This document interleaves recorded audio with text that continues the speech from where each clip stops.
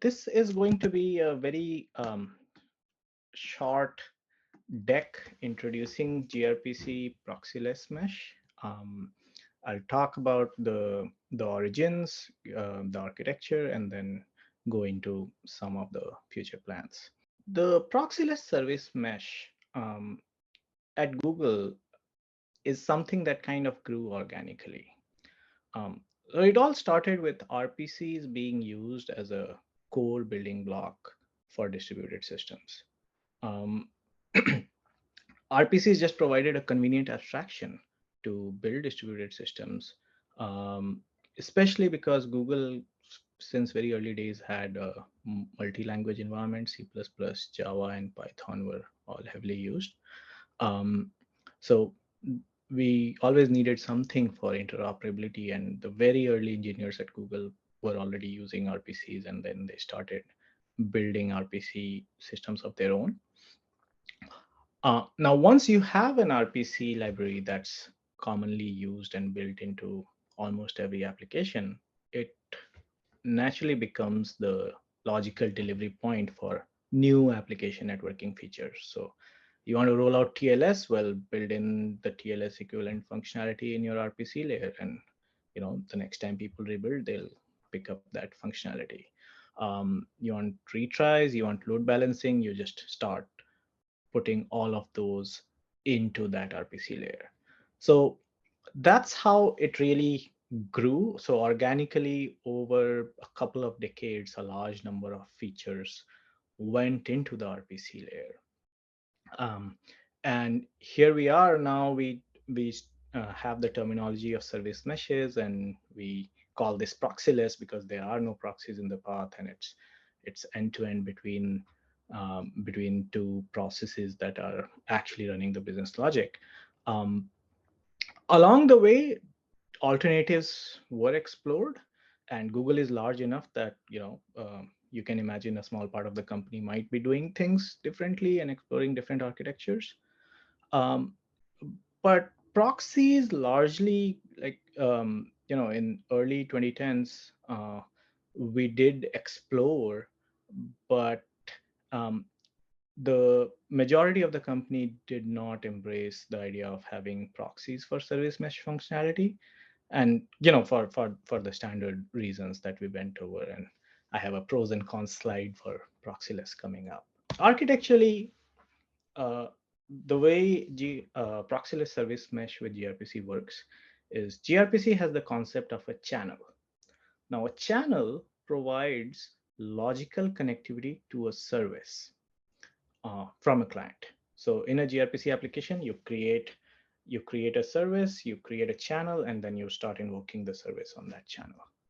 Um, so channel is a very high level concept. It encapsulates effectively all the service mesh features. Buried much further below is the concept of a sub-channel, and that really represents the point-to-point connectivity to a specific IP port pair.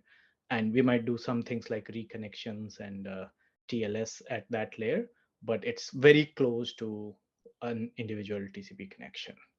Um, Whereas a channel is a very high-level concept, and you might be load balancing to a multi-region service all beneath one channel. You don't have to read this entire slide. I just threw it there to kind of give people a sense for what goes inside the channel. So of course, the service mesh functionality in gRPC has embraced XDS as the standard protocol to talk to the control plane. Um, so when you create a channel in gRPC that is using XDS, well, there is some functionality to go talk to the XDS server.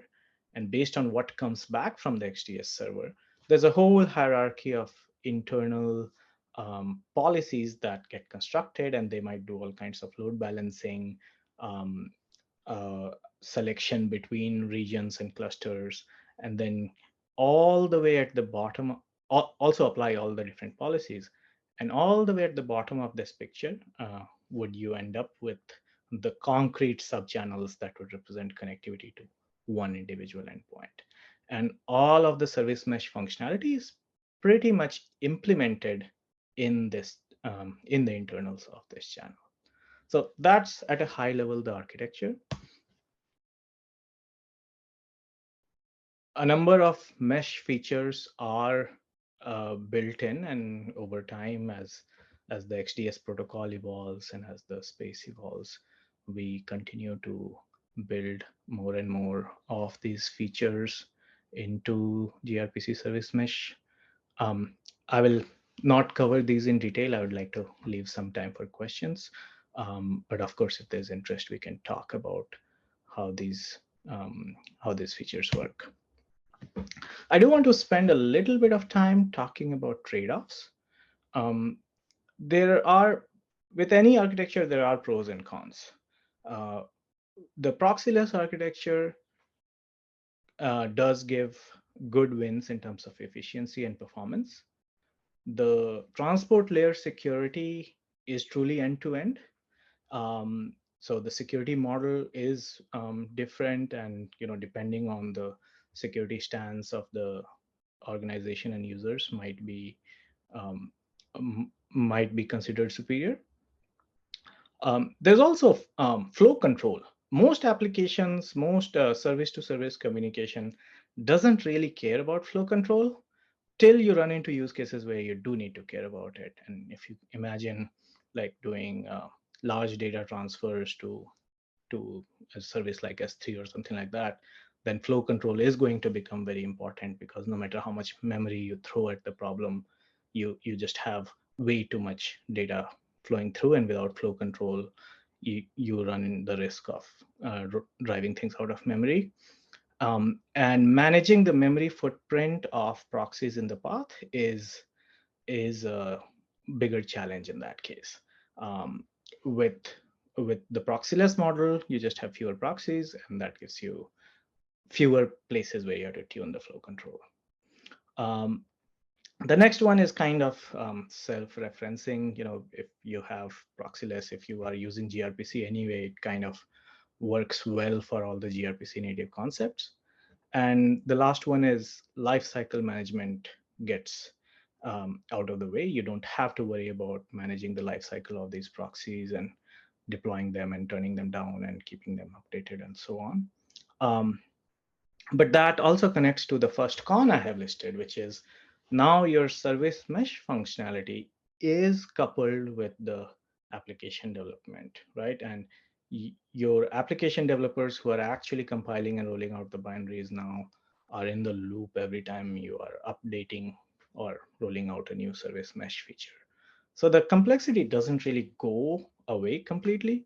It just moves from having to lifecycle manage the proxy to having to um, integrate and having a slightly better release management and rollout process, so you can actually, as an organization, roll out these service mesh features through your application binaries. And the last challenge is that this is all gRPC specific, so works well for gRPC workloads. But if you have a non-gRPC protocol or an existing workload that you just want to lift up and bring service mesh functionality to, the gRPC proxyless model is harder to apply in those cases. This is my last slide. So sorry, it's not. I have one more after this one. But where we are headed is trying to bring these features to Kubernetes users in a Kubernetes native manner. So Matt talked about gateway APIs. gRPC route is available in the experimental stream. Support with traffic director as one of the control planes is coming. And we are working to adapt the Gamma is bringing the notion of service meshes to Kubernetes gateway APIs. So it won't be just for ingress, but also for service mesh configuration. And all of this is essentially targeted at bringing the service mesh control plane configuration functionality as a more native experience to Kubernetes users. Proxyless service mesh at this point is used by a variety of companies in the industry, everywhere from music streaming to finance to gaming. and we expect to see continued adoption and growth of service mesh. I'll stop with that and take questions. Uh, um, Thank you, Abhishek. Thank you for, yeah, I think that was at the right level for us to kind of talk about. I had a question, but I'll lead with like a question from your colleague, Sarjan. Think his question is, could you try to quantify the engineering cost of managing multiple language integrations for gRPC? That's a great question. We effectively, so we tried very hard to to reuse an implementation done in C89 and then go and use it across a number of languages. Over time, that strategy has had mixed results, and for a number of languages, um, including C sharp, for example, it has been beneficial to just go rewrite everything natively in that language. And it is expensive. It is, you know, you are having to implement that entire XDS protocol stack plus the entire gRPC functionality in each of the languages. gRPC is open source, and we do see a good contribution from the community that tends to be very language specific. Like, C sharp community is so different from the C++ community. You get contributions from Microsoft, you get contributions from users there, and so on. But it is certainly a very expensive approach. Um, in some sense, the industry hopefully does benefit from the investment that Google and Microsoft and Apple and others have been making in gRPC. But we would love to continue getting more contributors to gRPC. Just kind of maybe related question, like what's the extensibility story? If I'm an application developer, I want some specific feature. Like, do I need to change the gRPC library, or like how can I get it? Let's say, like load balancing did not exist in gRPC. Mm-hmm. And if I wanted my RPC library to now do load balancing, like how do I get it? Like, do I have to change gRPC code, or like what's? Yeah, that's a great question. I would split it into two parts. Now that the XDS support does exist, there is an extension point called a custom LB policy. And even though it has the term LB in it, in theory, it's just a custom policy, and you can do. So that's a very nice plugin layer where developers can just write a custom policy, which is the client side behavior, and still configure it through the standard control planes like traffic director and anything else that's supporting XDS. And that provides a mechanism to plug in something that largely fits within the confines of what is describable using XDS. But if you wanted to go beyond that and implement, I don't know, yet another transport protocol or something that's completely outside the framework that XDS comes up with, then yes, you'd have to go start editing the code itself. It's all open source, so and we have seen people do that. Good. Okay, we'll take one last question from Tom and then move to Nitesh. Yeah. Thanks. I was about to type it in, but it took too long. Yeah. So the question I had was about upgrades. So at least one of the arguments that I've seen for proxies versus not proxies is this notion that I get to sort of impose policy from the network operations team on application developers. That is, you don't have to get buy-in on an application by application basis. Can you comment on that? Maybe Google doesn't have that problem. Anyway, so it's like why? Anyway, so it's like you didn't mention it, so I thought I would maybe ask why. That's yes, I think it'll depend on the organization and depend on where the boundaries and responsibilities are divided up within the organization. Google had the benefit of a monorepo, and uh, what we are seeing in the industry with adoption of gRPC, not everyone who's using gRPC heavily has a monorepo, but they have some sort of a release and rollout management of when they pick up a new library and how it's distributed through the organization. But you're right that if you leave it up to individual teams and maybe someone is still using a 1-year-old distribution or 2 years old distribution, how do you ensure that they have something that has the latest and greatest, or that has all the security patches and so on? And that does become a challenge.